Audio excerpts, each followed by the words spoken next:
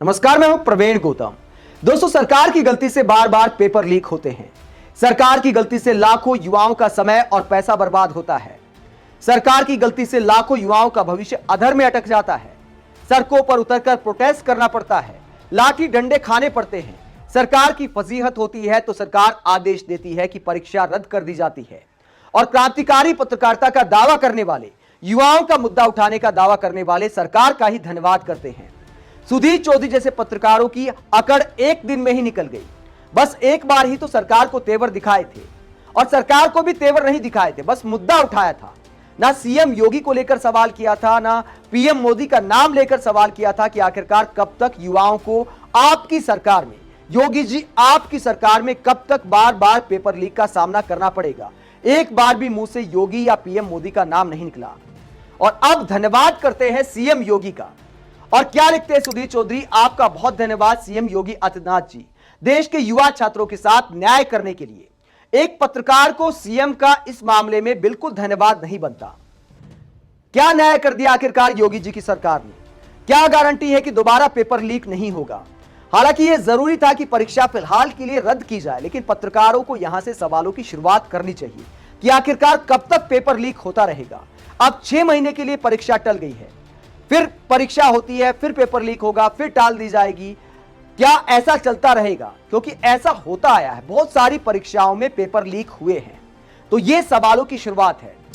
दैनिक जागरण के युवा पत्रकार राजेश साहू से सीखना चाहिए, जिन्होंने एक स्टिंग ऑपरेशन भी किया था, उसके बाद उन्हीं पर मुकदमा कर दिया गया था। राजेश साहू इसको लेकर क्या कहते हैं? राजेश साहू कहते हैं कि पुलिस भर्ती की परीक्षा रद्द होना युवाओं के लिए बड़ी सिरदर्दी है। एक तो 5 साल बाद भर्ती आई, वो भी पूरी नहीं हो सकी। अब फिर से तैयारी भागदौड़। सीएम योगी के कार्यकाल में अब तक 9 बार पेपर लीक हुआ है। एक बार धांधली और एक बार गलत पेपर बट गया था। छात्रों को बस एक पारदर्शी परीक्षा ही चाहिए। तो यहां पर राजेश साहू आईना दिखा रहे हैं कि 9 बार पेपर लीक हो चुका है। तो सुधीर चौधरी जैसे पत्रकार अगर युवाओं की वाकई चिंता करते हैं तो उन्हें योगी जी का धन्यवाद करने की बजाय सवाल करना चाहिए कि आखिरकार कब तक यह सिलसिला चलता रहेगा। विपक्षी नेता इसे लेकर सरकार पर सवाल उठा रहे हैं। प्रियंका गांधी क्या कहती हैं? युवाओं की ताकत के सामने सरकार को झुकना पड़ा। यूपी पुलिस भर्ती परीक्षा रद्द हो गई।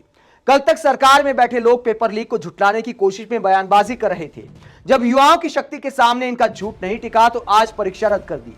यूपी में हर परीक्षा का पेपर लीक होना भाजपा सरकार में व्याप्त भ्रष्टाचार का सबूत तो है ही, उससे ज्यादा गंभीर है सरकार का बेपरवाह और भटकाऊ रवैया। पहले माना ही नहीं कि पेपर लीक हुआ, फिर छात्रों और अध्यापकों को धमकाने डराने की कोशिश की, भ्रम फैलाने वाली बयानबाजी की।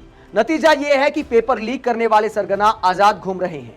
पूरा घटनाक्रम यह दिखाता है कि भाजपा सरकार युवाओं के भविष्य के प्रति नहीं, बल्कि अपनी छवि और परीक्षा माफिया को बचाने के प्रति गंभीर है। सरकार जल्द से जल्द नई तारीख की घोषणा करे और सुनिश्चित करे कि इस बार पेपर लीक नहीं होगा। तो यह प्रियंका गांधी ने मुद्दा उठाया है जो विपक्ष को उठाना चाहिए। हालांकि दोस्तों, मेरा यह मानना है कि सुधीर चौधरी से पत्रकारों ने इस मुद्दे को उठाया तो उसका असर होता है और असर हुआ भी है। इस बात में कोई दो राय नहीं कि जो मेन स्ट्रीम मीडिया के चैनल है उनकी पहुंच हम जैसे पत्रकारों से कहीं ज्यादा है। ऐसे में जरूरी है कि मीडिया सरकार का नाम लेकर सरकार की आलोचना करते हुए उन्हें आईना दिखाए कि आप आखिरकार युवाओं के भविष्य के साथ कैसे खिलवाड़ कर रहे हैं। ऐसा बहुत कम बार होता है। अब की बार हुआ है तो सरकार को इतनी जल्दी झुकना पड़ा है, वरना 2900 शिक्षकों की भर्ती का मामला है।